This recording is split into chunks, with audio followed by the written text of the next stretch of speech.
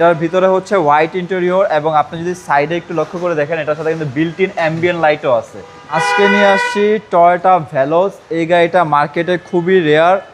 এটা আগে শুধু নাভানায় ইম্পোর্ট করতো, এখন টয়োটা নিজস্ব শোরুমে এইসব গাড়ি ব্র্যান্ড দেখতে পারবেন। এগুলোর নতুন প্রাইস হচ্ছে 59 লাখ টাকা, বাট আমার কাছে অনেক কম টাকায় পাবেন। এটা হচ্ছে 22-এর মডেল, 22-এর রেজিস্ট্রেশন।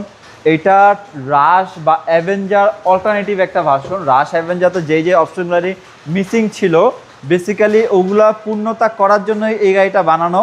এটার ভিতরে হচ্ছে হোয়াইট ইন্টেরিয়র এবং আপনি যদি সাইডে একটু লক্ষ্য করে দেখেন এটার সাথে কিন্তু বিল্ট ইন অ্যাম্বিয়েন্ট লাইটও আছে। তারপর এটার মধ্যে ওয়্যারলেস চার্জারও আছে। গাড়িটা খুবই ফ্রেশ কন্ডিশনে। এটা হচ্ছে 7 সিটার গাড়ি। যারা একটা টয়োটা ব্র্যান্ডের 7 সিটার গাড়ি চাচ্ছেন তাদের জন্য বেসিক্যালি এই গাড়িটা অনেকে যারা ফার্স্ট টাইম দেখে তারা অনেকে RAV4ও ভাবে, যে অনেকে বলে যে এটা নাকি RAV4-এর মতো দেখতে মনে হয়। গাড়িটার পিছনের লুকটাও খুবই সুন্দর। গাড়িটা 7 সিটার একটি গাড়ি, ফুললি অকটেন ড্রিভেন। এটা সিসিটা কত? এটা সিসি মাত্র 1500 সিসি। তাহলে ট্যাক্সও কম, তেলও খুব সাশ্রয়ী। এবং অনেকে ভাবতে পারে যে এত বড় গাড়ি 1500 সিসিতে কভার করতে পারে কিনা।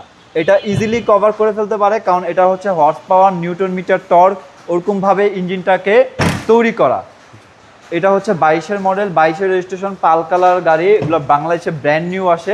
গাড়িটার বর্তমান মাইলেজ আছে 28,000 কিলোমিটার, খুবই ফ্রেশ কন্ডিশনে আছে। এই গাড়িটার প্রাইস পড়বে মাত্র 42,50,000 টাকা। এটা আস্কিং প্রাইস? এটা আস্কিং বলতে পারেন, মানে অলমোস্ট হচ্ছে এগুলো ফিক্সড প্রাইসে। আমার প্রত্যেকটা গাড়ির প্রাইসই হয়তো বা আসলে সামান্য কিছু নেগোশিয়েবল করা যাবে।